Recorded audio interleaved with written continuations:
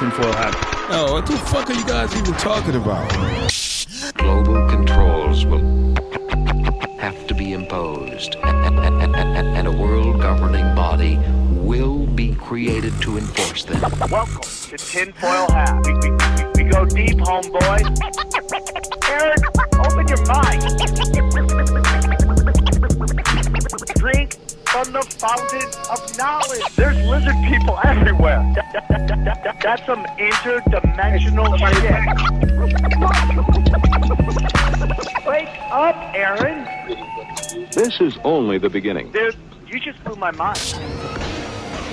Are you ready to get your mind blown? Good morning, Swarm, and welcome to Tinfoil Hat. You know I'm here to do. I'm here to Rock. join us on this joyous celebration of Donald Rumsfeld finally dying. Glad he's dead. Sad that he died peacefully. Am I right, everybody? I mean, if there was any justice in this universe, he would have been tied to a post, and homeless people would run a train on him daily. Well, now one of the known knowns is that he is dead, so I'm happy to. I'm happy, it's like you don't want to wish death on anybody, but some of these war criminals, they got, and you're asking me, what's the karma in the universe? It is of my real belief, Johnny and Xavier, that the war criminals come back as chicks in donkey shows, okay? And they end up living this horrible life, blowing donkeys in Tijuana, and that is my belief. So just know that Donald Rumsfeld is probably going to be reborn soon into a horrible situation. And in about 20 years, you're going to be able to see him slobbing donkey knob, paying for the sins they did against those. I mean, right now, he is somewhere being talked to about what a piece of shit he was. And sadly, Dick Cheney will be another one that sadly will die peacefully. Dude, I'm not watching news. Are they doing like remembrances? Fuck, I hope not.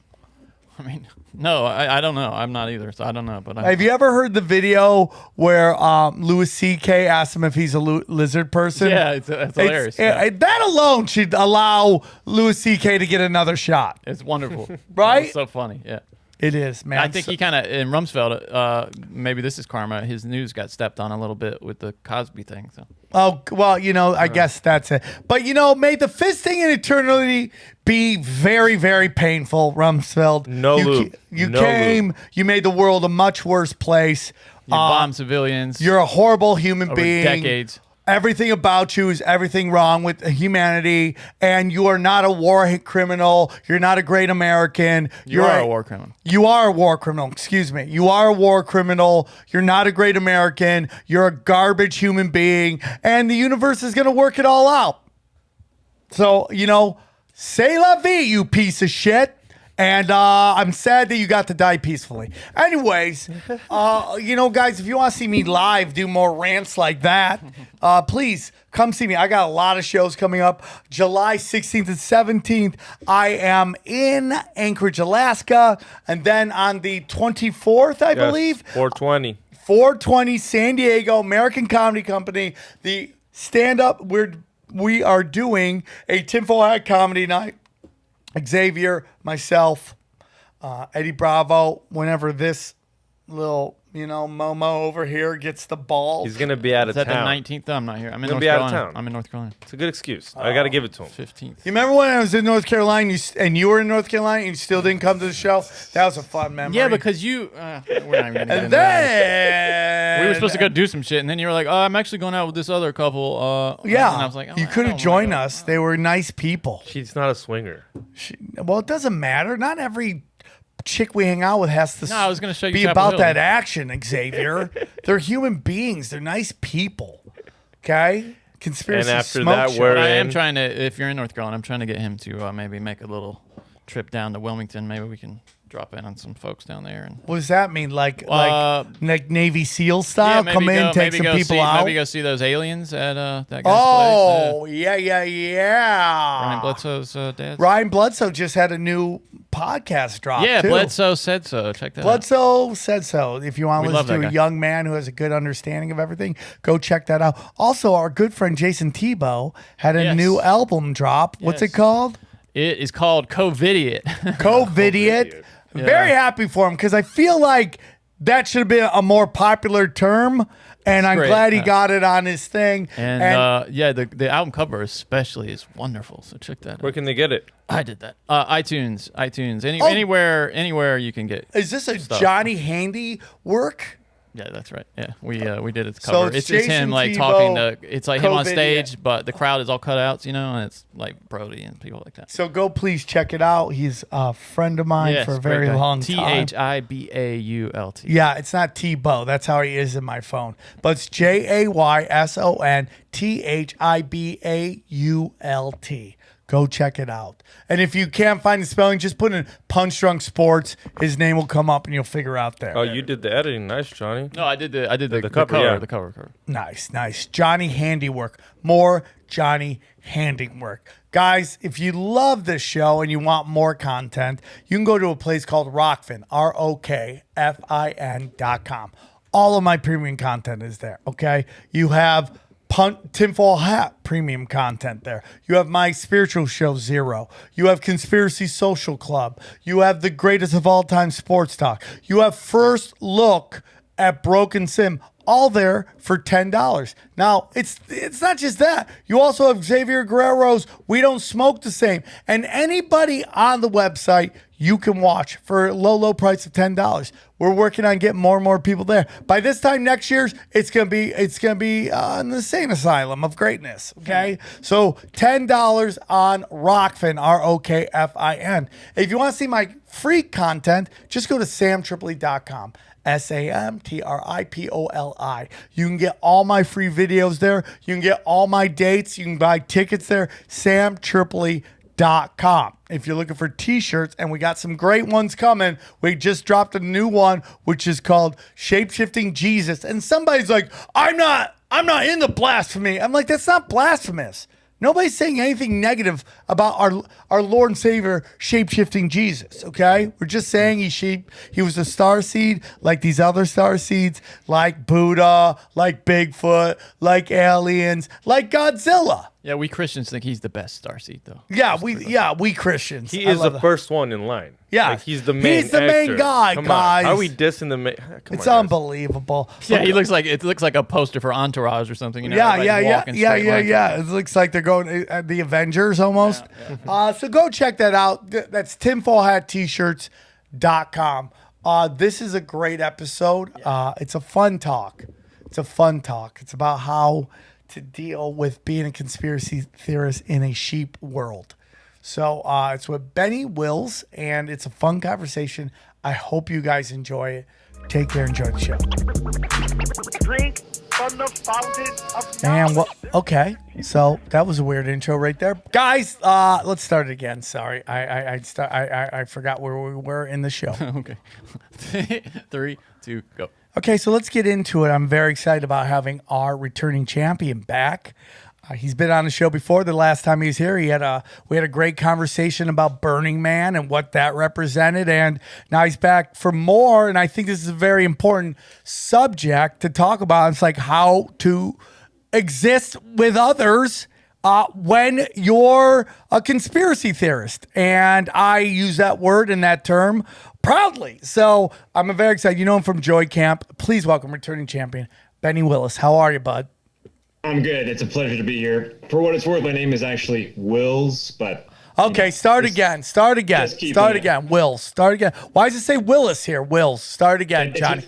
Johnny, start again. Kindergarten. Start again. I don't mind. Johnny, start it again. All right. Okay, there we go. Please welcome Benny Wills. God damn it, man. I tried to do this big intro, and then Johnny just snickering at me. That one's on Mark. Though. Mark, He put Mark, Willis in you're the email. suspended for Mark, you're suspended for a week. week, a day, 20, about 10 hours. Benny Wills. Thank you for joining us. Sorry that my booker doesn't double check that. That seems to be now a weekly thing we call, what did Mark do a little different? It's 2 in a row. That's a new segment we call. Even my wife, after our first date, thought my last name was Willis. And the joke's on her because now her name is Wills and people think it's Willis. So, but is it spelled Willis? No, it's W-I-L-L-S. It's a very simple name. It's surprisingly difficult for people. Oh.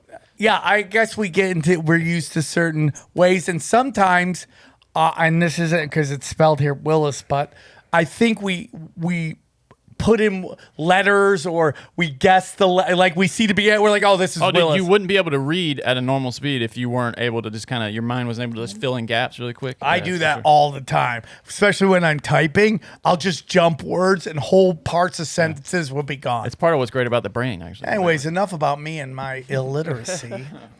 Benny, what have you been up to since we last talked to you? Man, well, it's been a couple of years. I've been up to a lot, actually. And speaking of Burning Man, I'm actually going to perform at an event in California that is organized by a former burner. And he, like me, realized that Burning Man was just another trap. But he's taking what he thought was the best aspects of Burning Man and putting it into a truth and freedom festival. So I'm actually really stoked to perform at this one this coming weekend called Music and Sky. And it's up there in Northern California. Should be a good time. But that's the least of what I've been up to. I'm married now. I have a kid. I live 2 miles down a dirt road in the middle of the forest in North Idaho. I got a lot going on. So, a lot of stuff to unpack there. We just had a gentleman on, Andreas Icarus or Exertus. See, and he was talking about how Burning Man is the new Bohemian Grove. Like, out with the old, in with the new, all that stuff going on, and just to call all the stuff going on with Google. And I just feel like more and more and more is coming out. We're being more aware of how occult everything is and what's behind it. We just found out that Google was like funding the Wuhan lab. Why is a search engine company funding the Wuhan lab? And then the same search engine company is not letting you, it's not doing autocomplete for searches that ask, did the virus originate in Wuhan? They were not doing autocomplete for that. Any of those subjects. They were when they were pressed on it, they were like, well, we only want people to find verified links, from Isn't authorities. that crazy? They came out and said that? Yeah, it's crazy. So you're telling me they needed you to type in the whole thing?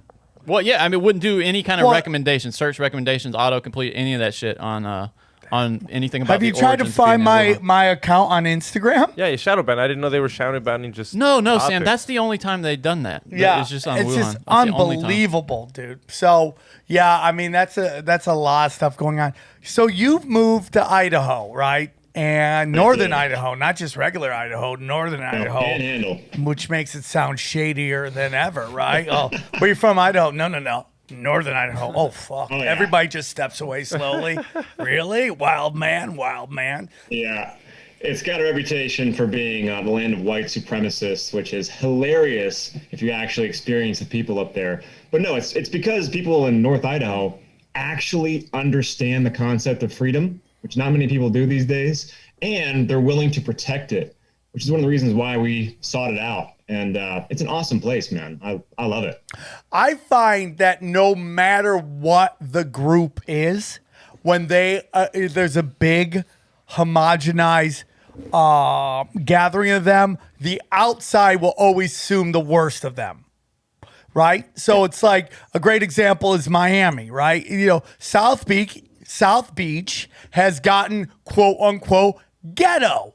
That's what you hear people say all the time in South Beach. And you go there, it is predominantly black, but it is the best time ever. But people from the outside, because there's this big group of one group, everyone starts judging it as, oh, it's got to be hood, it's got to be that. Same thing when you get a whole bunch of white people together. It's automatically got to be white supremacy. It just can't be just a bunch of people hanging out together. And that happens with almost every group. You see a bunch of Asians together, you assume what? Karate tournament or Fast and Furious Tokyo Drift. Am I right, everybody? Right. Yeah, well, if by white supremacy they mean families and community and people looking out for each other and keeping the government in check, then yeah, I guess we're all a bunch of white supremacists. Well, they're not even listening to any of that stuff. That the stuff you listed that's way down the road, and they're getting off on the first exit, which is white supremacy. They don't even want to look in that. Yes. Hey, It's but in just a snapshot. Right, but in California, white supremacy, that's just an American flag now. Yeah, it's very easy. All right, everybody, I want to tell you about our good friends at CBD Line. That's right, CBD Line, one of our oldest sponsors on the show, longest running sponsors on the show, and we love them very much. You know, these stressful times, you need tools in your tool belts, and no one can help you more than CBD Lion. I mean, they got everything. They got vapes. They got gummy. They got those new gummies that Lemon you like. ones? Come on, nothing gets better than lemon. Dude, nothing's better than lemon gummies. Okay. They also have the new melatonin slumberberry variety pack, which I've heard is pretty cool. Variety pack, man. And that's what we're talking about, dude. They are the best of the best. I love them very much. They always come to my live shows and support. And here's what's really great, okay? They have everything you need, man. All their products are third-party tested, all right? They even have a quick little survey, quick quiz you take that'll help you with deciding which product is best. They got everything, man. They got everything. Pre-rolls of hemp flower. They got new strains of hemp flower. They got lemon gummies, variety pack gummies, melatonin gummies, all this. Fun games CBD. Does it beat that? I don't think so. I love them. Every time they come to my shows, I hug them. I try to kiss them. They're like, no, it's not like that, bro. And if you like that and you want to help out the show and you want to help our sponsors, just go to cbdline.com and enter the promo code TINFOIL. Okay, to get 20% off. That's CBDline, like the animal.com. Coupon code TINFOIL. Check them out. We won over 2,000 positive reviews. This stuff works. Give them a try one more time. Just go to CBDline, enter the coupon code TINFOIL to get 20% off. Yeah. I'm not going to say who it was, but a very famous comic came and they did the show and it didn't go well because everybody is hitters. And they got off stage. They're like, oh, I looked out. It was all white people. It's like, what is this, a Klan rally? And I'm like, you used to do white shows all the time. What are you talking about? And that's just where we get with identity politics. Yep. It's gone full retard. It's gone full retard. Full retardation. Yeah. For sure. So you have a kid now. Congratulations. Boy or Thanks. girl? Or It's a boy, girl? No, it's a boy. He's definitely a boy. No matter what anybody tells him, he's a boy. And he's 8 months old. And yeah, he's the best thing that's ever happened. I mean, fatherhood is a whole new ballgame. And it's the best feeling ever, isn't it? Yeah, I mean, I'm flying to California tomorrow. I'm going to be spending time away from my wife and son, and it's a really weird feeling. I mean, I used to be, my 20s, I was a total bachelor and independent. Now I'm going away for 4 days, and I'm like getting a little anxiety because this will be the longest I've been away from my baby. And yeah, it's just a new way of experiencing life, and it's amazing. Do you? Let me ask you if you feel the sensation. Do you remember a time he wasn't there? Yeah, I do, because it was not that long ago. But I can't imagine my story without him now. It's like it's his destiny. It was fate. He was always meant to be. And now he's here. It's like, oh, right. Now this is my son. Of course he's my son. He was always going to be my son. And it's exciting. And it's also, if I'm being vulnerable for a second, when I was thinking about him and my wife the other day, I actually teared up a little bit talking to my friend, because I said it's a pretty overwhelming feeling to know you would die for someone. I would die for these two people. And that's heavy. That's overwhelming. That's a brand new feeling. And yeah, man, it's intense. It's having a kid, having a wife and then having a kid just activates a part of your manhood and your masculinity that you didn't know was there. It was like dormant, and it brings it out. And providing for your children is the greatest feeling in the world as a man. There's no Absolutely. better feeling than you will ever feel than when they need something and you can provide it, whether it's financially, physically, anything like that. It is the best feeling in the world. And, you know, Absolutely. I have daughters. They're a year and about by next week, they'll be a year and 5 months. And so they're basically like double your kid's age, which is hilarious because at this very short Right. time. And I when I asked if you remember a time with them, every memory I have is somewhat filtered through the notion of that I have children. Even as a child, there is this thing that my kids are in my life, and I still think about them as juxtaposed to how that applies to them. So almost everything in my life is done through the prism of having children. And it's a very unusual thing. I think it's a chemical thing done purposely so you keep your eye on the ball with your children, and it is truly an amazing thing. So as we go on, I have daughters. A big thing is like, how am I going to what part of me am I going to allow to become part of them in terms of how they see the world? And I think that's very important because, through recovery, I was able to see the things that my father was teaching me. And later on, when I asked him, why would you say that to me? He would go, because that was said to me. And then you realize it's generational trauma being passed down from generation to generation. And for me, all I want in life is not to put my shit on my kids. Oh man, me too. Yeah. It's I was talking to my wife about this the other day. It definitely, being a father highlights the parts of me that are underdeveloped, the parts of me that need some work, parts of me that lean towards being a little selfish and a little less patient. And and I'm working on becoming better because I recognize more clearly some of the spots that I was falling short. And like you, man, I love my parents, but I don't want to make the same mistakes they did. And I'm determined not to. And Sonia's the same way. My wife, we want to be, the best parents we can be. So yeah, I totally relate to what you're saying. So before we move on to what we really want to get into, obviously I'm very vocal about my vulnerabilities, my character defects, my vices in life. I do that because I think you're only as sick as your secrets. But I think when you have kids, you really want to erase that part of your history, and you want to present the greatest you that you can present. Have you had that feeling? Are there parts of you like, oh, what am I going to do if they find out about that? I have this little dark passenger with me. How am I going to handle that while trying to be the moral compass of this person I brought into the world? Yeah, in fact, I hear my boy right outside the door.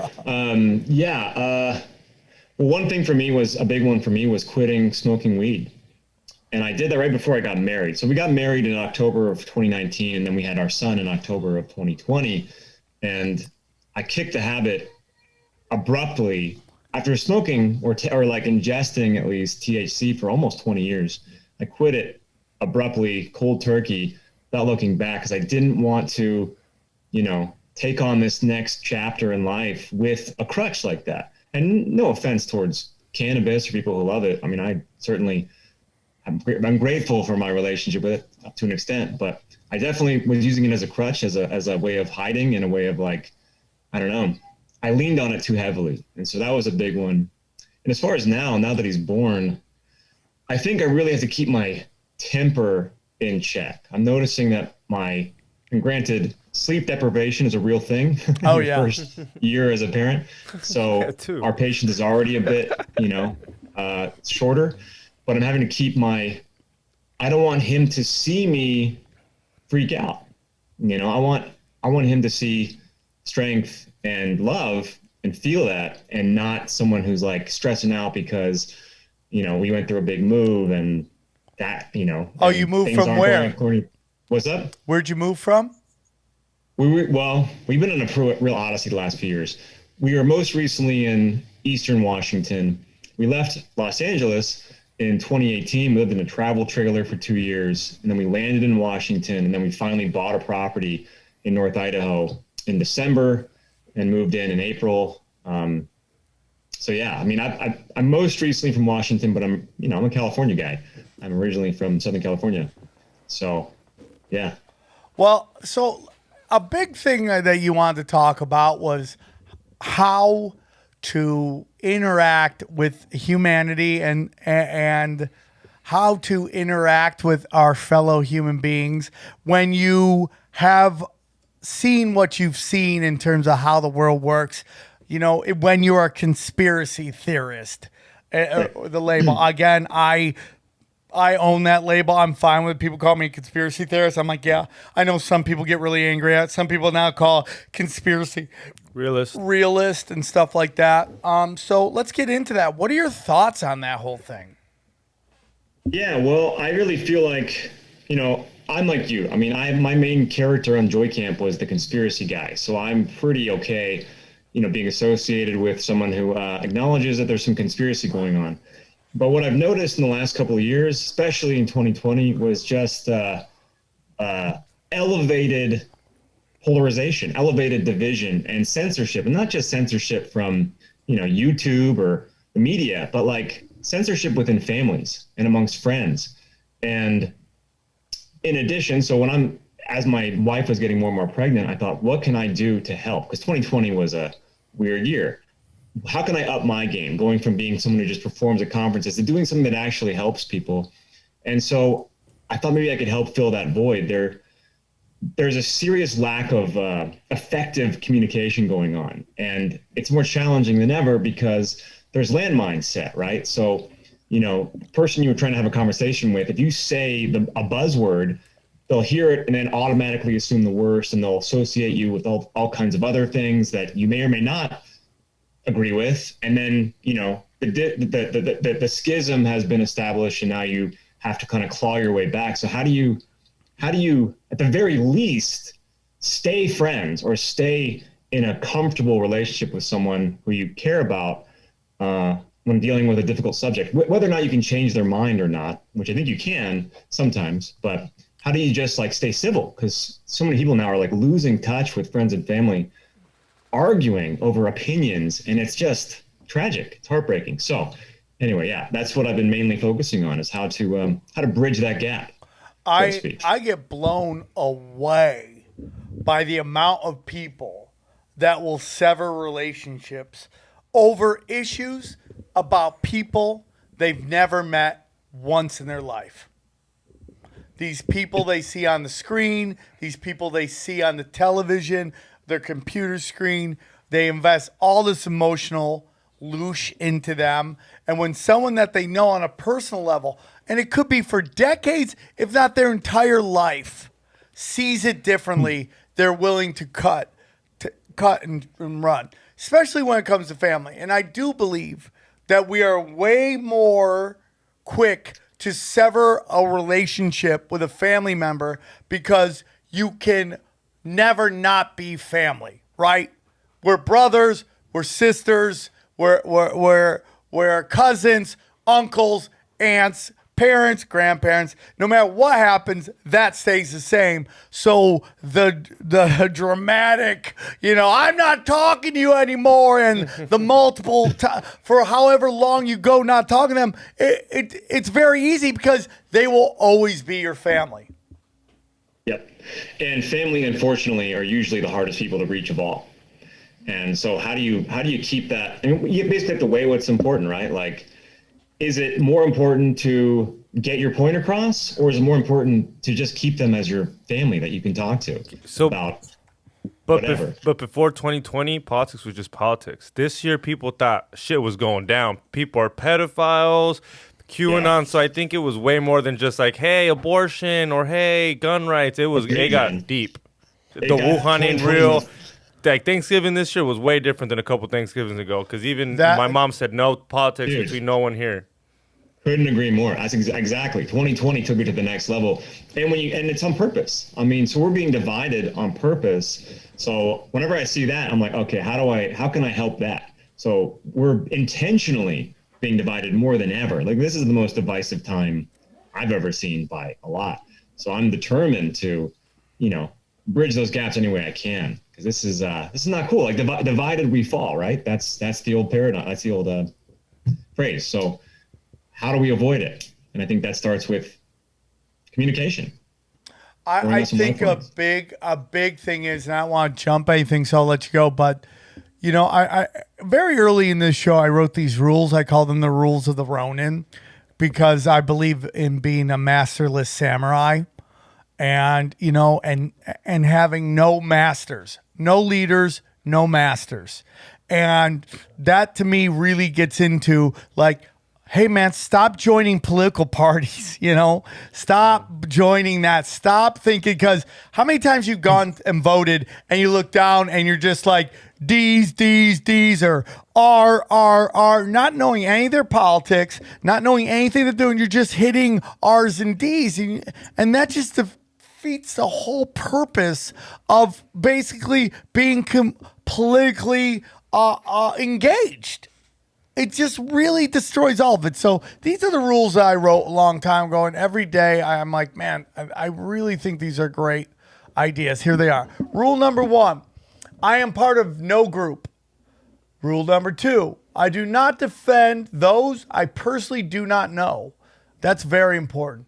3, I defend no action or decision that I was not personally a part of. That's a very hard, a hard one. 4, I do not spread knowledge to those who do not seek it. And 5, we right the wrongs. Now, some people think some of those contradict each other. They do not, when you truly do understand what they are and how they operate. And I think it's very I apply those to the best of my abilities to any conversation, any just way of interacting with people. I am a conspiracy theorist in a progressive town of retards.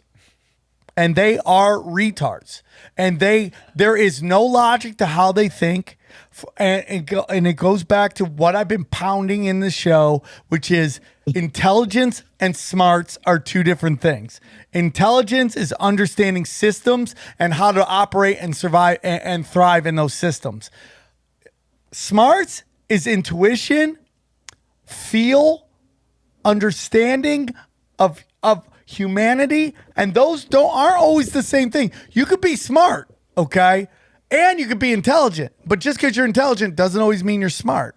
So to be able to walk into, let's say, the Comedy Store, the Improv, the Laugh Factory, and not be getting into fist fights with everybody after I've seen the things they've said about me on the internet, and just to be able to engage with these people is like a humongous part of this. So where do you want to start, Benny? Well, I just want to say I really appreciate that. In fact, I don't want you to take this the wrong way, but I just have a new level of respect for you after hearing that creed you came up with. That's next level, man. That's like you gave yourself a rubric to work from, and a lot of people don't do that. Can you read number 2 again?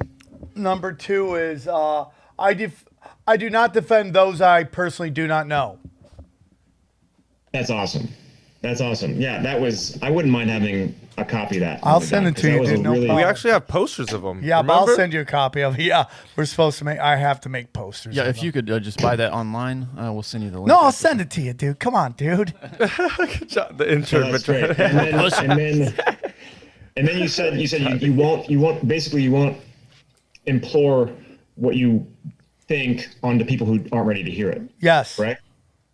And that's elevated thinking. And I think that is one of the keys, people have to want it. You can drop seeds, and I'm not saying don't do that. Like, I think there's actually a nuanced way to drop seeds, ask questions in a way that can possibly build interest, but you can't just give someone the wisdom unless they're ready to hear it. And that's really important. I mean, as badly as we want certain people in our lives to change their minds and to make different decisions, you can't force it. And if they're not ready, they're not ready. And that's, again, weighing what's important, whether it's better to make your point or better to just have a good relationship with them still. And that's hard, to get to that point where you kind of like release your expectation and release having an influence on the outcome. And I really like that, man. That was good. Today's episode is brought to you by our good friends at Athletic Greens, the most comprehensive daily nutritional beverage I have ever tried, okay? With so many stressors in life, it's difficult to maintain effective nutritional habits and give our body the nutrients it needs to thrive, okay? Busy schedule, poor sleep, exercise, stress, or simply not eating enough of the right foods, okay?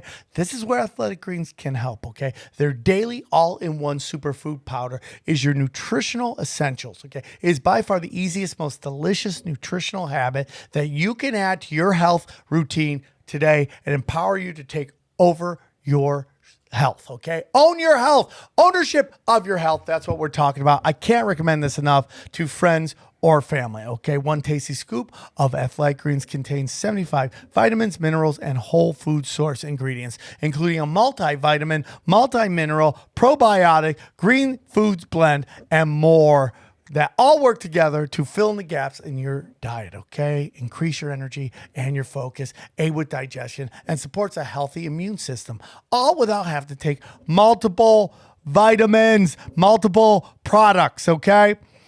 So this is what's going on right now, dude, okay? Right now, Athletic Greens is doubling down on supporting your immune system during these spring months, okay? They are offering my audience free 1-year supply of vitamin D and 5 free travel packets with your first purchase. If you visit my link today, you're basically never have to buy vitamin D again, okay? I just tell all my friends, all my family, I drink this every day, every morning, kickstarts my day, getting my my nutritional greens and getting my multivitamin, multi-mineral, probiotic, superfood to kick off the day, all right? I tell all my family and friends to do it. So this is what I need you to do.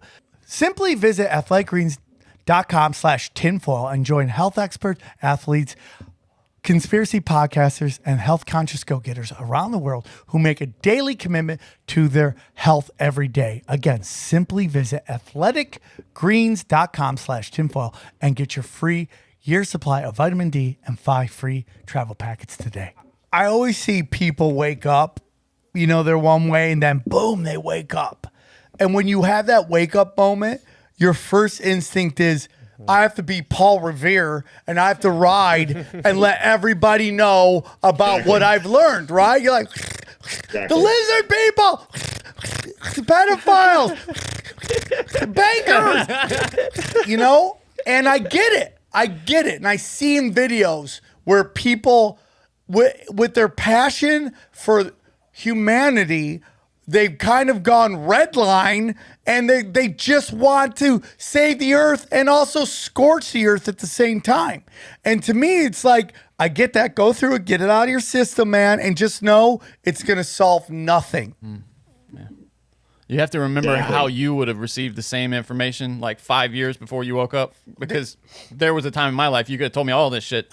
And I would have been like, okay, buddy, I don't have any money. Leave me alone. Yeah, go away. Gross. Whatever, crazy person. Right. I mean, there's a time in all of our lives when we wouldn't have received it, I'm sure. Like those documentaries, like when someone sees it, how many people do they send it to?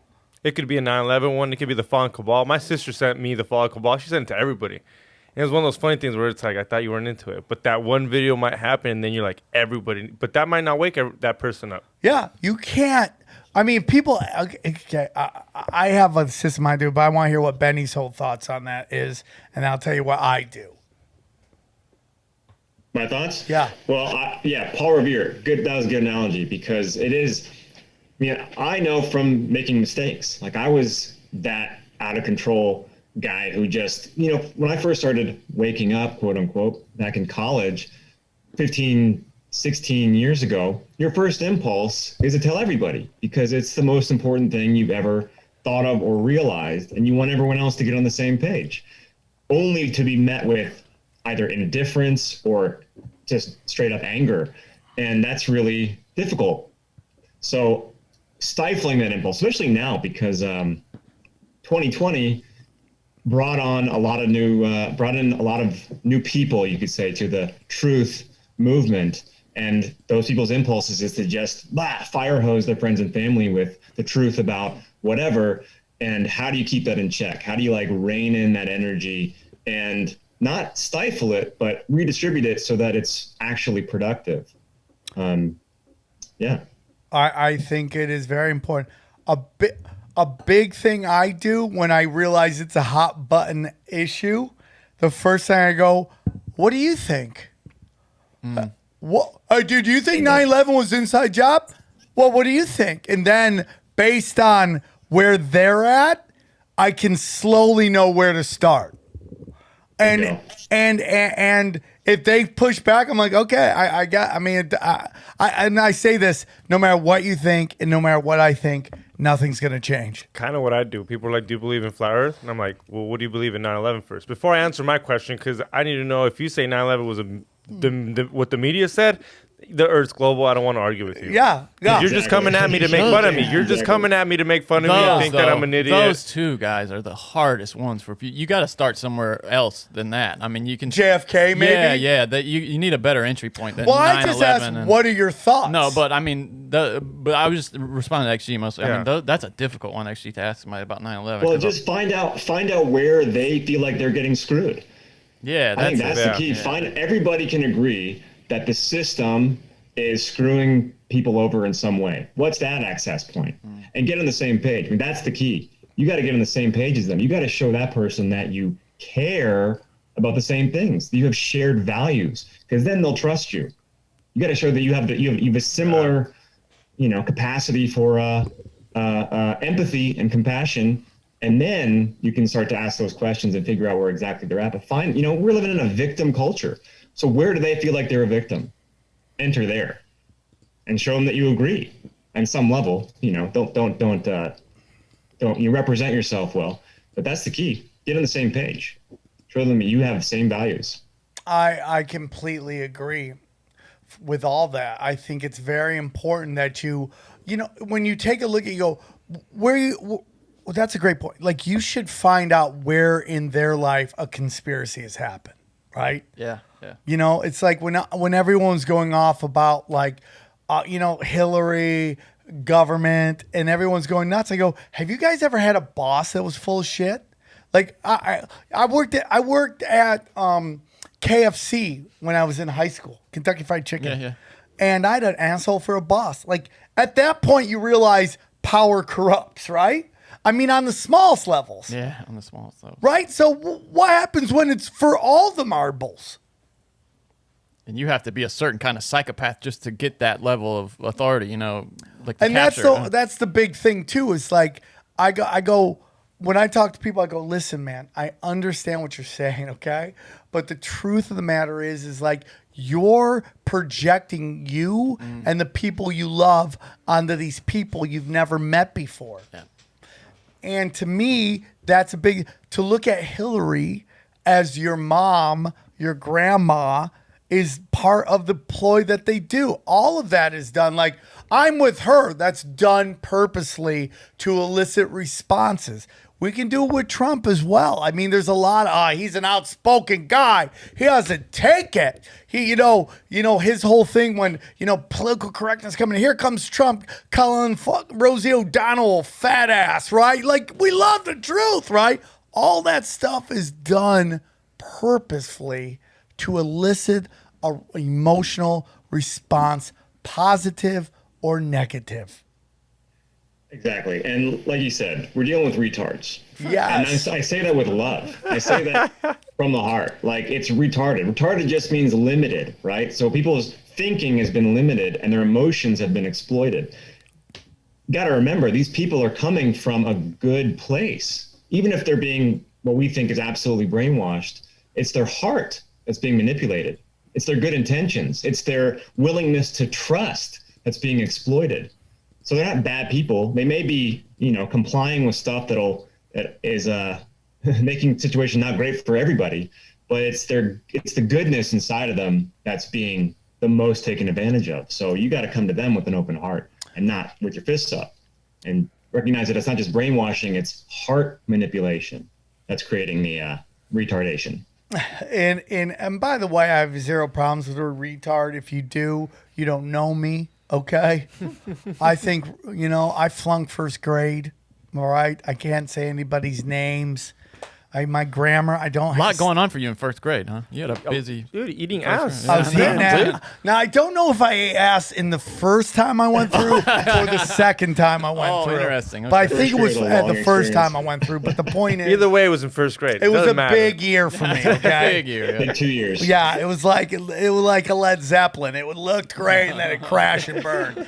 I did But- 5th grade twice, so You did- I'm in a similar boat. What do you think is harder, doing first grade twice or fifth grade twice?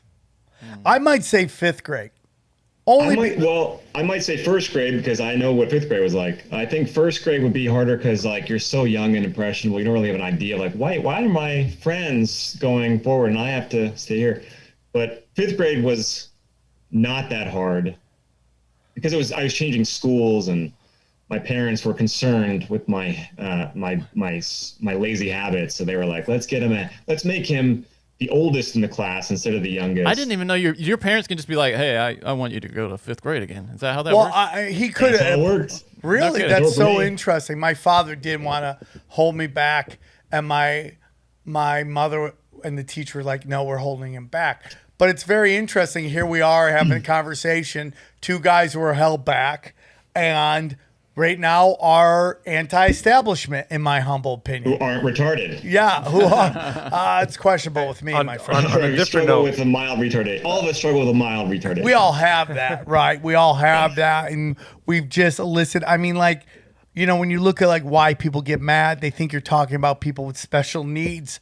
But I've never ever heard anyone go, "Oh, you know, like that retard." And like nobody does that. You know, they say that to, you know, Ted Cruz or Hillary Clinton or George Bush. Or a friend that got 2 vaccines. Yeah, or your buddy who got both of the vaccines. That's unbelievable. That's a fully full-on for retard. sure. Yeah, right? I mean, like, to me, like, retards are just like idiot assholes, you know? Not necessarily bad people.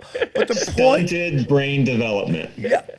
Or, it's just, you know, there's also a stubbornness there to a lot of stuff. But the point is, you know, and that comes through school and the people who play by the rules very early and again show intelligence.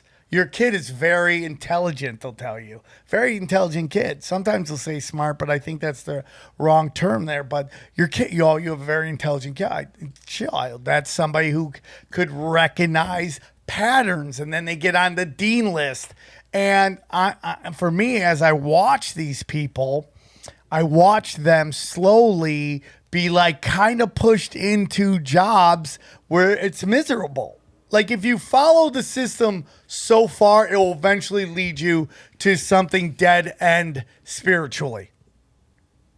And early on in your life, when you show an inability to follow the rules, they pound on you very early. And they Very make you feel early. guilty. They make you Punish feel like and crap. Make you feel dumb, like you can't pay. And now they're diagnosed with ADD, ADHD, so you're on drugs really young when you show those kinds of those signs. Yeah, man, it's a lot of traps. The good news, though, is that liberation is pretty quick. So they look how hard they try to indoctrinate someone. I mean, years, but the better part of 2 decades when you first enter the realm. But liberation, all it takes is one thread to be pulled and you're out of it. Then you're questioning everything, you know? So as hard as they can try, as hard as, you know, as fully like in control of the system as they try to be and in control of your mind they try to be, there can still be, you can still be liberated, like no matter what. Like that's beautiful. You cannot stifle the human spirit or freedom for too long. It's in us. I'm gonna be honest with you, man. You know, I don't know how many people I want to save anymore. Like, I really don't. Like, why am I going through all this chaos of trying to wait? Not on the show. If you listen to the show, you're doing your own work, and I appreciate that. And even though some of you guys complain about the show here and there, we do try our hardest to put out the best product, right? We work really hard on that to the best of our ability. But outside here, I'm over trying to wake people up. I'm over. It's like Eddie Bravo sometimes is so, you know, he's just way ahead of his time. he just said, like, if you don't see it, yeah, I can't help you. This was a long time ago. This was like 2 years ago. No, this was like right before Or maybe like a year ago. the election was going on. If you can't see what they're doing. And I think that's a good place to be. It's a great place to be because you want to, I think, lead by example, and that was a big shift for me a couple years ago. I've been pumping out content. I've been doing comedy. I've been doing poetry. I've been trying to help people. And I was still met with just vitriol from certain family members, calling me the meanest things you can imagine. And it clicked. I was like, man, the key is not to try to change their mind, but I have to just keep living by example. I have to be undeniable in my life. So they can think whatever they want, but my life is a reflection of success. I've got a great I love that. life. I got a family. I have a house that I own. I have a business that I'm running. I have the best friends. I travel, like all this stuff, so they can say whatever they want, but no, my life is the proof that I'm not some, I love that. And that is so important because that gets down to me, law of attraction, right? It's like, what you perceive becomes your reality. Okay. Like, I'm going to be honest with you. I don't get the spots in Hollywood like I used to. And I could be really sad about that. I could be, wah, me sad. Nobody like me, mama.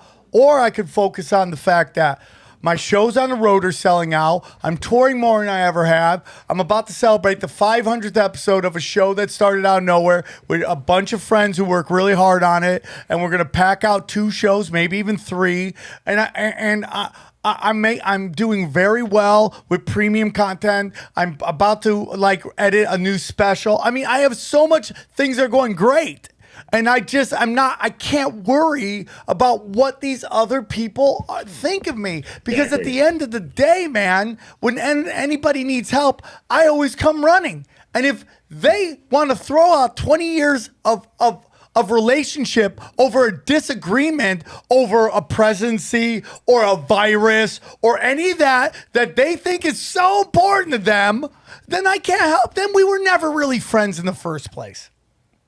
Exactly. You will know them by their fruit, right? So once you stand up for truth and you have that fearless self-confidence and you do what you want to do that you think is right, you'll lose some people, but you'll gain the best people. You'll gain the right people.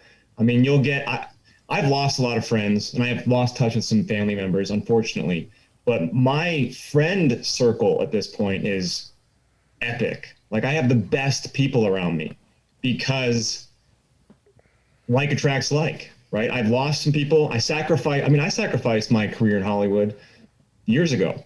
I lost a lot, but I've gained the best stuff as a result. And it had to happen this way. I had to walk away from that career in order to get the life that was really the best reflection of who I am. And it's awesome. I think 2020 really shed light on what's important to people individually, right? Like, what's important to you. And, to lose some things, sometimes you lose what you never had or didn't want, right? Like, I'm not saying about family members because that always hurts, but I'm talking about opportunities, peers, stuff like that. And I remember when, I had a girlfriend break up with me.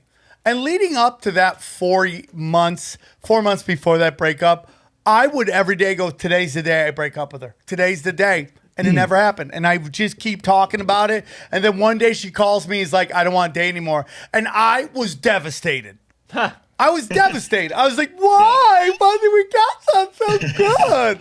I remember I went to Lord of the Rings. I was just crying in the movie theater. So and it was because I just wanted to be by myself. And I've had friends who have lost some stuff in 2020 because of things that happened to them very publicly. But I know these guys before this, and I would hear them talk about things going on and the misery that they caused them. And then when it gets taken away, they're like, I miss it. So I'm like, no, you didn't, dude. You didn't miss it. And if it was important to you, it would come back to you. It really would. If it's important, it will always come back to you, dude. If it's a big part of your life, it will come back to you. And if they go away, they were never part of the plan. If it's important, don't cheat on it. Okay. Sounds like someone's inner voice came outside on that one, huh? You won't regret things by taking action. You'll regret things by not taking action. So the repercussions are worst for the things you let go by when you know they're a good opportunity. You let it slide, you're going to regret that. But if you take action and you fail, well, maybe the failure will just help you figure out how to be successful the next time. You know, it's just information. So be willing to fail and you will regret less. And you might lose some people. It happens. I had the same exact experience with a girl about 10 years ago. Last girl I was in love with before my wife, is we didn't see eye to eye on things. And I was ready to break up with her, and then she pulled a fast one on me, and I was devastated for months afterwards. and she called me really bad things. And then next thing I know, I'm looking at pictures of Instagram of her recently, and she was 7 months pregnant, getting her second, jab in the arm. And I was like, wow, I guess it all unfolded exactly the way it was supposed to, because, she wasn't ready for what I was talking about, and I found a much better situation for myself. And I hope for her sake that it doesn't have long-term repercussions. That, or you could have been the one getting the jab. She could have convinced you eventually. Or she could be mentally I don't think so. She couldn't terrorizing you into doing it. Right? Yeah. Which you is know females. always, yeah. She could have held up the pussy. No pussy, no vaccine. I love how you think it's pussy. That's how you know he's young. That he thinks it's about pussy. Yeah. It's not about pussy. Yeah. It's about spiritual, emotional terrorism.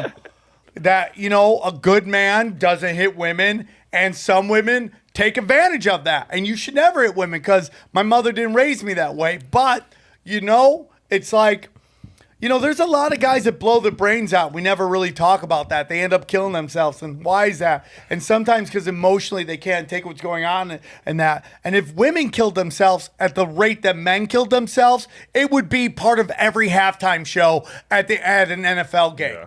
That's a good point. Yeah, we'd all be wearing like little dark pink ribbons, on like the. But nobody talks about it. But it is funny though when you hear like when Chris Brown hit Rihanna, what'd you say? What did Rihanna do? Sometimes it's like, hey, what did she do? Even though it doesn't matter, but it's always like, well, you run in a different crowd than me. I didn't go, what that bitch do? I didn't think that at all. I'm just shocked that I have people who are quote unquote canceled, right? And then you see Chris Brown is playing stadium tours. Well, Bill Cosby just got out. Clean slate. Yeah, Bill Cosby just got out. Yeah, but he got out on a technicality though. And I don't want to get into that whole thing, but it's like rules for thee and not for me. And the truth of the matter is like there is a better situation for you out there, and it's never too late to change it up. I'm in recovery meetings with people who get sober in their 70s and they've never been happier. Whoa. It's never too late to begin the first day of your life. That's crazy. One of my favorite sayings is leap and the net will appear. It's a magnet on my fridge. You got to take risks. You got to take action. I mean, don't let the intimidation of not being liked get in the way of you doing something. And even if you find out that thing you want to do isn't the right thing, by doing it, you will be closer to the thing that's right. You got to take action. It's cliche, but the biggest obstacle in any of our way is ourselves. Always. It's not the person who disagrees with you. It's not someone who's yelling at you for not wearing a mask. It's you. You're in your own way. And well, not like this a segue about my course, but I can help unlock your blocks if you're interested. So. And do you teach a course on this? Is that what you're saying? I do, yeah. I teach a course on communication. Okay, we're going to get into that. The final thing I just want to bring up is, this is a very important part of the show. I got an email from one guy, and it's one guy only. But sometimes you get that one, you're like, this represents 10,000 people. And it's really not. But he's like, what's up with all the progressives on your show, bro? Yeah. You have nothing but progressives, man. I counted. There was 2 in the last, 15. 2. Yeah. How right-wing is it? I mean, were you talking to Adolf Hitler here? I don't even know. But it's Jeff Brini and Jimmy Dore.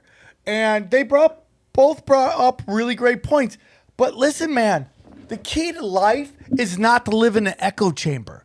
The key to life, and this is the most important thing, is as a conspiracy theorist, just know, dude, you're not there to just talk to people you agree with. It's very boring, man. And if your ideas can't stand up to scrutiny, then what are they anyway? If your ideals and ideas can't stand up to scrutiny, what are they? Yeah. Which is why the progressives are censoring so much. Exactly. Because their ideas can't. Let their sandcastles crumble. Yeah. The moment we stop listening, we're screwed. We're dead in the water. We have to hear, even if we strongly oppose it, you have to listen to it. I mean, I'm so sick of hubris. I'm so sick of everyone thinking they're so sure that they're right. Arrogance on everyone's part. I'm not just talking about on the left. I'm talking on the left, the right, and everywhere in between. Anybody who is arrogant, who's on a pedestal thinking they have it all figured out, you don't. Actually, a guy in a chat from one of my live streams said, if you're the smartest guy in the room, you're in the wrong room. Dude, I love that. That's great. Yeah. I love that. I should get out of this room then. I can be in any room. You could be in any room. I never have to worry about that, bro. That ain't my problem. I don't have to worry about that. But man, it's like, be open, be like, it's like everyone always laughs at the left when they go after their own for their political correctness that eventually eats itself. Well, guess what? The conspiracy theorists do that as well. The right does that as well. The truth community does that as well. If you don't see it exactly the way they see it, everyone loses their effing skulls. And the reality is like, we should all agree on basic stuff. Like when you bring up 9/11. As long as you both agree that, hey, man, it didn't go down the way we were told by the news media and the government, that's the starting point, and that should be the most important point. Everything else is like, it's just, it doesn't mean anything. Yeah, like how many people were on the plane? Who cares? Yeah, who cares? Who gives a fuck? Or it's like, were they planes or were they drones? Who cares? Who cares? Yeah. And even if you want to go versus, Project Bluebeam versus real play, who cares? Well, yeah, I mean, think about the minute differences that define sects of religions that people kill each other over. God. I mean, these just shades of distinction bear hardly a difference. It's like the Sunnis and the Shiites, for example. And those people, I mean, they hate each other. It's blood. It's a blood, feud. Right. Division is the goal. We have to try not to allow it to divide us too much. It doesn't mean you have to be best friends with someone you disagree with, but if you're shutting them out, like you said, if you're in an echo chamber, you're not really going to make much progress. Yeah, I agree. So let's get into some of your courses here. You teach people. You say how to stop being conspiracy theorists, but is that really is that the term that we want to use? I'm like, I love being a conspiracy theorist. I think is how, maybe for me, it's like how to be Blade and be a vampire and walk amongst the daywalkers, right? Yeah, like that's kind of how I see it. The less, I guess, like buzz way to say that is how to stop being the conspiracy guy without losing your integrity or values. That just it doesn't have the same ring to it. But I do have a free webinar you can watch. Says how to stop being the conspiracy guy, and that's based off of me. I was the conspiracy guy on Joy Camp, the turd in the punch bowl, the guy who ruins every conversation. How to stop being considered that guy, and how to actually have productive conversation about topics that you find important. So it's not about stopping being a conspiracy theorist or what you believe in or what It's about how to handle yourself in a way and broach subjects in a way that allows for the person to receive information a little better than perhaps just, like we said earlier, like Paul Revering, fire hosing the person, how to do with a little more tact, nuance, so that they can hear you. Breathe, let it breathe, man. And just like at the end of the day, what you believe, what they believe, it's not going to change anything. And it's like change. Well, my point is when I say that is like the real change has to come from within. You know all this stuff's going on. What do you do with that information? Yes, we could all march, and I think marches are great because it provides synergy, right?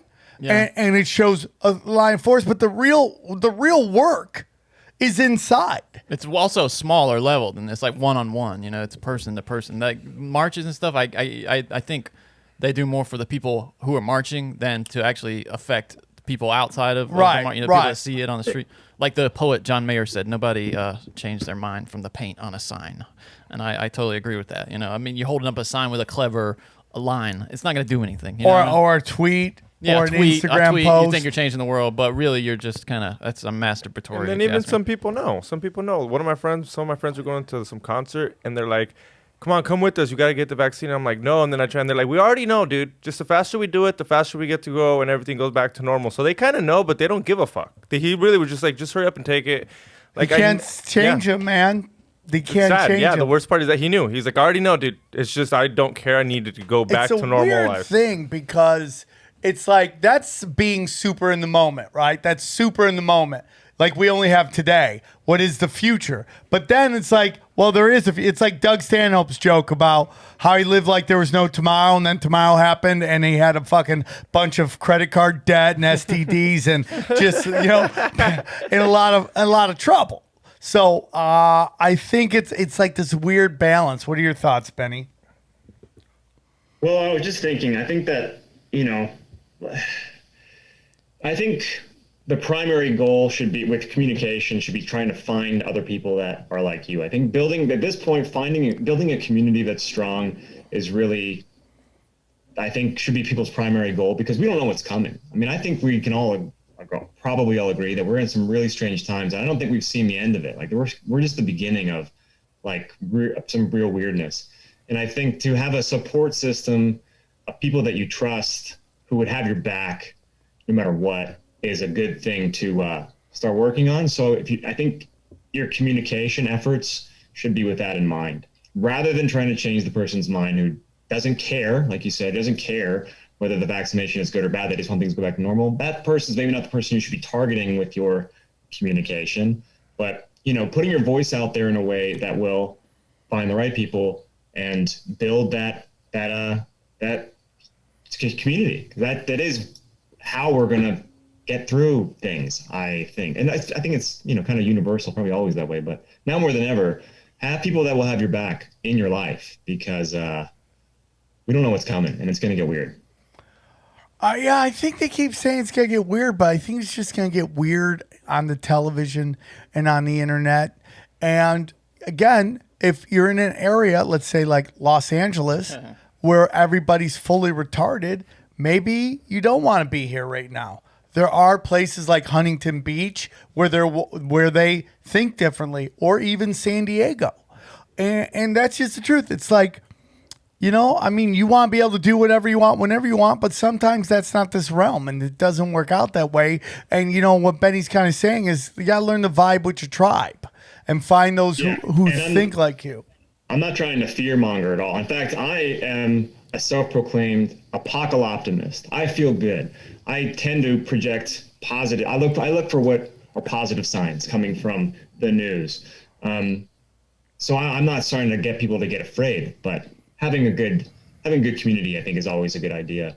I mean, for instance, I have a son, and I was a little nervous when we found out my wife was pregnant at the beginning of last year, because we found out she was pregnant in February, and then everything went crazy in March. And the first couple months that he was alive, that she was pregnant, I thought, we picked the wrong time. Like this is a bad time for him to come into the world. And I was scared. And then all of a sudden something changed. And I thought, no, he's coming here at exactly the right time. This isn't an accident. It's not a mistake. He's meant to be here. It's fate. This is the perfect time for him to come into the world. So every time I look at my son, I think there's hope. I feel really good about our prospects for the future. We have truth on our side. We have goodness on our side. And I think we're going to be able to make our way through anything that comes, even if it gets really weird. So I'm definitely not a fearmonger. I'm actually a really hopeful person, which I think why people tend to be drawn to my content, because I keep it light. I'm not someone who lives in the darkness. I think the more and more weird it gets, the more and more you should turn off whatever you're getting that weird vibe from. I just think so. It's Agreed. like, I turn off sports radio, man, and I know being on Conspiracy Theorists, everyone's like, sports, so do I used to in the sports. Well, I've been into it. It was how I bonded with my father. We watch, bowling on the weekends. We watch baseball. We watch whenever there's a big boxing match, my dad would get the pay-per-view and buy pizza, and it was a big part of my life. And, there was a time where that was sacred and politics were kept out.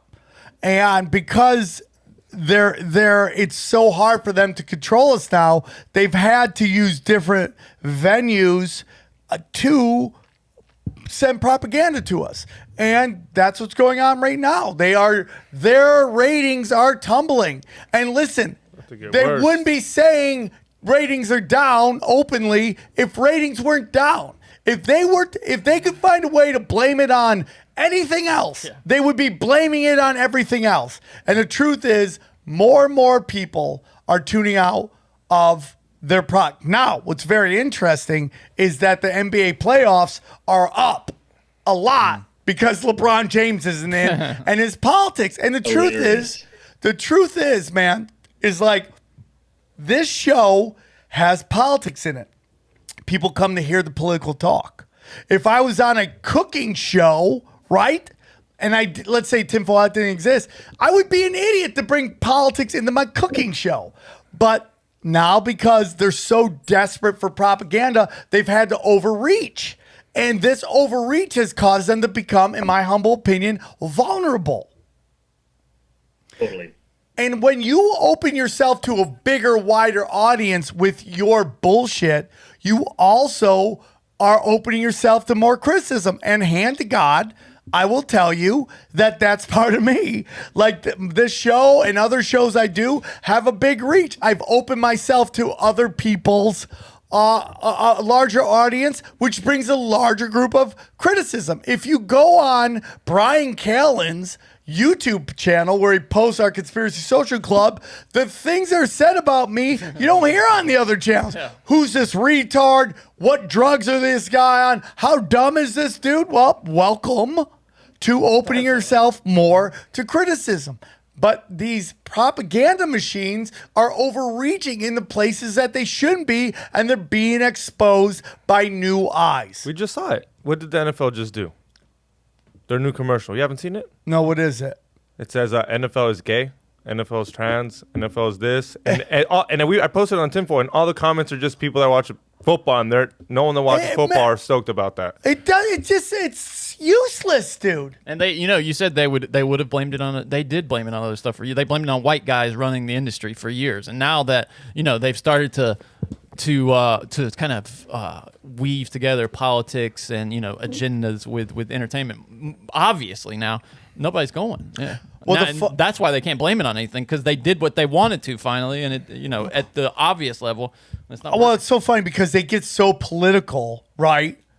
And then they don't want to accept that their ratings are down because of their politics. They do that with LeBron James all the time. That's why they can't. Oh, they just hate LeBron. No, we don't like his politics. Well, the guy's allowed to talk. That's fine, and we're allowed not to tune in. Yeah. You can't have it both ways.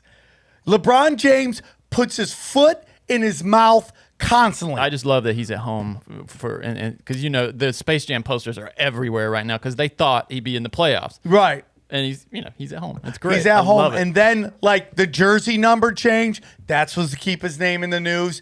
The everybody's having injuries, that's to keep his name in the news.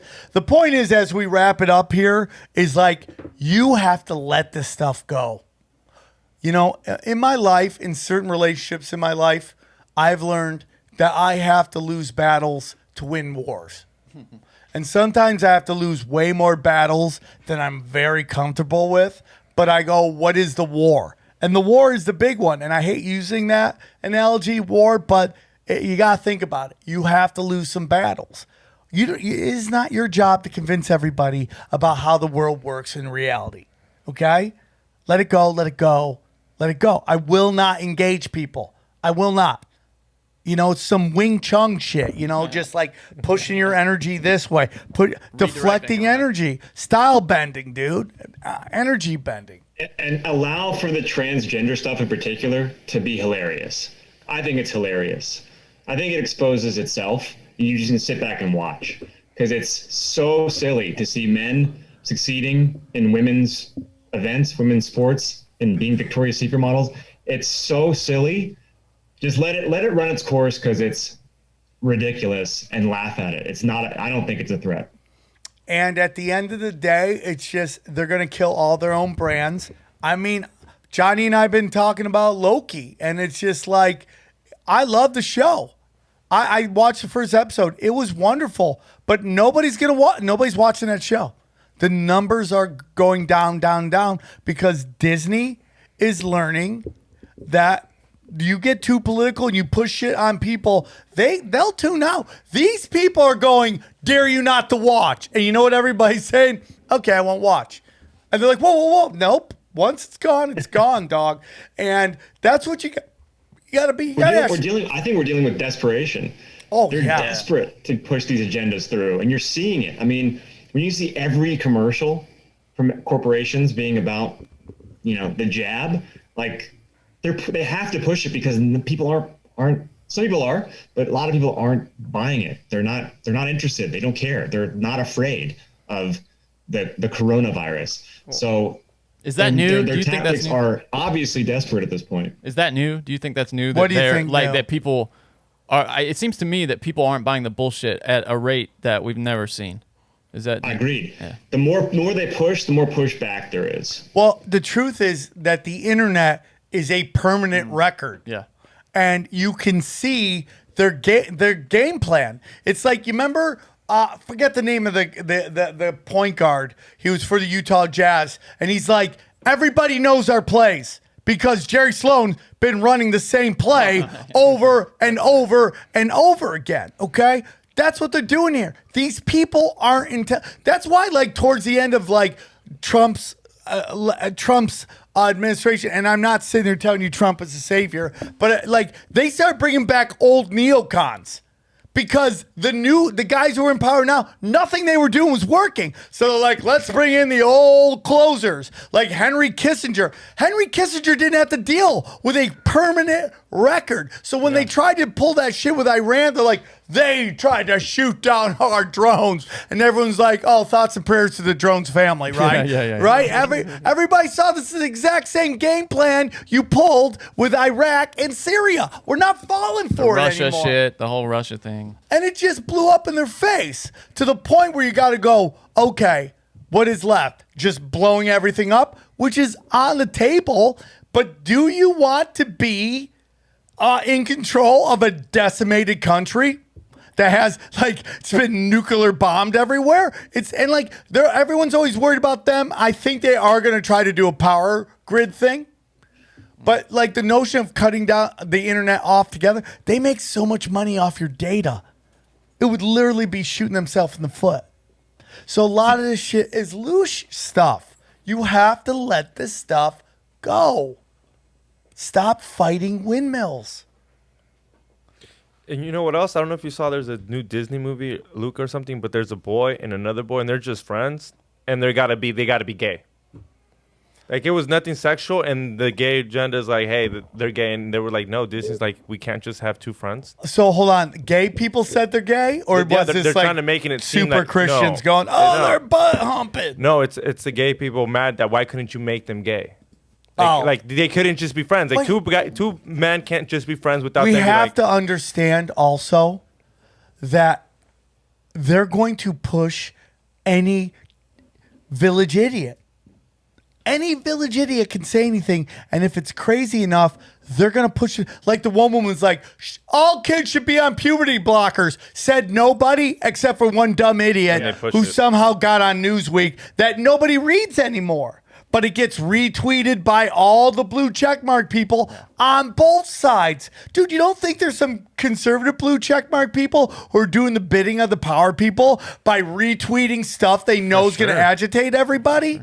Some people we know, I think, are producers of that kind of content that agitate people. You know, I mean, that we've had, maybe broken, severed ties with, but they've been on this show. Oh yeah. Possibly. Oh yeah. I mean, for all Larry we know. Gators. Yeah. Yeah. I don't Possibly. know why you're whispering. He doesn't talk about it, and That's he true. hates Yeah. us. Yeah, I mean, so why are we yin yanging him? Yeah, I guess we can just say it. But and I think, I mean, how many people do you really know who want to abolish the police? I don't know one person. Yeah, but that's the line that, like, I'll abolish the police. I'm here smiling hearing this because it's just proves my point. Okay, even if they have government, media, education, advertising, corporations, et cetera, all the social media outlets, even if all those pillars are working together on an agenda, there's still people aren't buying it. Yeah. That's a beautiful thing. It doesn't matter how in your face it is. The truth will ultimately win. And you can laugh at it. And if you feel really threatened, like we were talking about before with fear, if you feel really threatened, if you're really freaked out, you need to surround yourself with some better people. And if you feel like you're really alone in all this, definitely reach out to me because I can help you. It's in Hollywood, they always say talent will rise to the top. And I just think truth will always rise to the top. Bingo. And there's people who do some serious mental gymnastics in the world that what they're doing makes no sense other than conforming to the company line. It's like, tell me you watch MSNBC and CNN without telling me you watch MSNBC and CNN. And I have buddies of mine who are like, we're anti-war when it was the Bushes, but then like couldn't come to grips with it. Like Hillary Clinton, Joe Biden, Obama bombed the fuck out of the Middle East too. And just because you're at a certain age where D's were presented as for the little guys, guess what? Those guys are gone, It's like thinking rock is the same than it was in the 70s.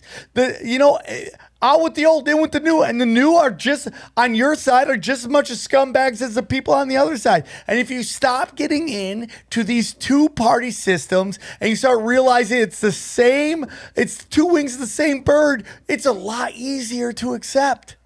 Stop joining groups. Be a Ronin, man. Once you do that, and don't wait for a savior. Like be the hero of your own life. Don't wait for some knight to come in his shining armor and save us all from something. Like that's not going to happen. There might be some heroic people, but save your own life. You can do it. And you have everything inside you to do it. You have everything you need to make your change. Like I talked about on Cash Daddies recently, is like, I got a lot of shit for when people are trying to push for $15 an hour. I'm like, how about you push to get out of a minimum wage job? Yeah. Saying it could be worse is a death sentence. Think, how could it be better? And go for that. How could it be better? That's the same attitude people have in voting. It's the lesser, really, it's the lesser of two evils. But nonsense. Holding your nose while you Dude, vote. if you're saying the lesser two evils, you are voting for the pure evil. Yeah, of course. You really are. And that's what the D's have been running on forever. We're not the R's. Dude, the difference between the D's and the R's is the R's don't have to lie to their base because what their base wants and what the leaders want tend to be the same thing. Less government, more powerful police, more powerful military industrial complex, because that plays to the elites. And even the poor R's have like this lottery mentality where like, I'm going to win $1 million. So I'm going to not want to do this and do that. The D's, the leaders of the D's want the same thing the leaders of the R's want, but they got to lie to their base. I mean, Camel Harris could not be a bigger liar than what, and these people who accept her. And when you give them the cognitive dissonance on what Joe Biden and Kamala Harris is tragic. And it's like, people just want to be right and not do right. The do right is to go fuck those two. And the D's really have emotional manipulation down. They know how to play at your heartstrings to make you think that you need more government to protect you and help you, etc. Yeah. I just think it's ridiculous. So where can we check out your all your stuff, but your new course? Sure. Well, you can go to Benny Wills, bennywills.com, not Willis, bennywills, WILLS.com. And if you want to know about my course, it's called Parrhesia. And Parrhesia is a forgotten word from our lexicon, and it literally means free speech. To speak boldly or freely is what Parrhesia means. The course is called Parrhesia, the Art of Communication. It's the first thing you can click on when you go to bennywills.com. And if you want to see the free webinar, how to stop being the conspiracy guy or girl in less than an hour, you can sign up and watch it for free. And if you want to be in the course from there, I'd love to have you. I start on July 13th, so time is of the essence. It's almost full. If you're interested in the Parrhesia course, reach out to me. You can email me at benny@bennywills.com. In addition, I still somehow have a YouTube channel. It's youtube.com/bennywills, and I host a weekly meme show. Speaking of communication, I think memes are a powerful way to communicate. I love them. It's a great way to laugh. So if you want to see a meme show, then you can be my meme mailing list, and I'll email you all the memes every week. So you can use those. Because let's face it, social media, the best thing on social media now, I think, are memes. So I email out about 100 memes per week to people so they can spread them like a virus all over their social media platforms. I love that, Benny. That's a great idea. Just send people ammunition. I love that. What a brilliant idea. Hey, Benny. How have you found that people are willing to interact through email? Is that I'm trying to get Sam to start maybe a mailing list or something. How's that been for you? Yeah, it's been great actually. I mean, yeah, I've been getting people to sign up for the meme mailing list, and I don't exploit it. I definitely keep it for keep it memes. But no, it's been great. It's Meme good to magic, have. dude. People are still using their emails though. What? People seem to still be using their email, right? Yeah, a lot. I think They so. are using their email. I think so And it's a for good way to sure. stay in touch, just in case anything happens. I don't expect to be on YouTube much longer, so That's this way I can inform what I people. think. Yeah. So my whole thing is that the final thing I want to say to people is stop arguing with people on social media. If I was you, because this is what I do, I only post. I do not comment on other people's stuff outside of positivity. Oh, you look great in that. You go, girl. Kick some ass. Beautiful baby. Positive energy. That's what I do, man. I write down every morning three my goals for the day. And goal number one is always, goal number one, stay sober. Goal number two is do 3 nice things for random people without expecting anything back. And that could be simply commenting, hey man, this is pretty funny. Hey, great job. Oh, you guys are a beautiful couple. Oh, your hair looks great. Oh, what a gorgeous little baby. Congratulations. Those little things are positive energy. But do not argue. You are not changing Don't argue. anybody's it's life. a waste of time. Arguing on social media, arguing in general, I think is pretty futile, but arguing on social media in particular, I think social media is a trap for that. And I think social media has hindered our ability to communicate more than it's helped. And if you can have conversations outside social media, do it. And my final thing is this. Do not be afraid to block negative energy. If somebody's always coming up with super negative,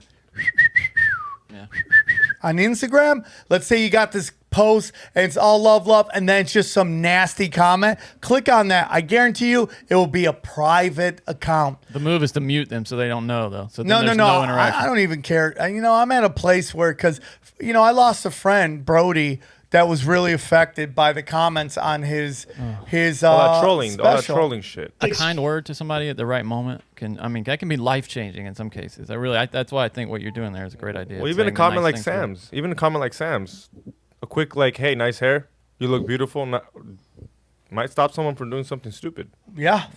It's possible. True. Yeah. So anyway, the course is broken into 3 parts. Part of it is public speaking, because that's, for some reason, a lot of people's number one fear. How to overcome that. If you overcome your fear of public speaking, your ability to speak in other situations will improve as well. How to have conversations one-on-one with people you care about or strangers. And then the last part of the course is how to unlock your creative potential and communicate through your art, because I really believe that we are created beings who are meant to create. And a lot of us has forgotten that we are capable of producing a masterpiece. So I help unlock that in you. So anyway, I'm really proud of it. Honestly, this course is my best creation yet, because it's helping people. I've created a lot of cool stuff, but this is my favorite. And he's back. You froze there for a second. I love it, man. I love what you're doing, Benny. I'm very thankful you came on, Benny Wills. I'm very thankful for that, and I think you're doing great work. And I think the key is to what's going on. Did I miss?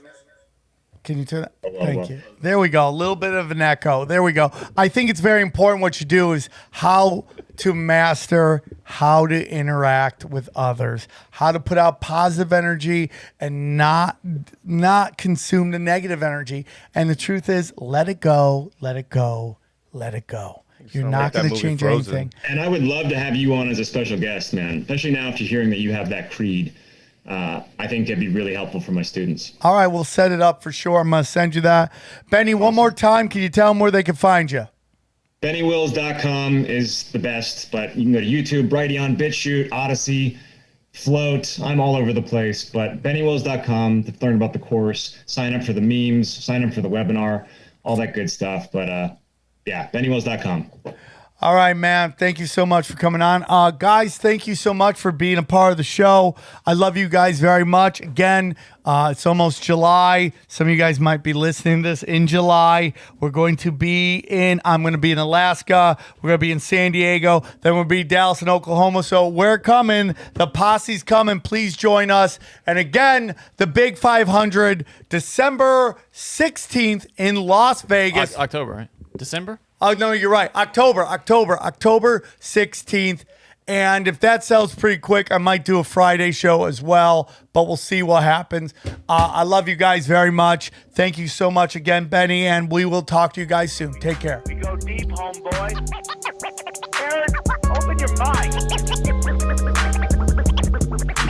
Drink from the fountain of knowledge. There's lizard people everywhere. That's some interdimensional shit. Wake up, Aaron. This is only the beginning. Dude, you just blew my mind. Tinfoil hack.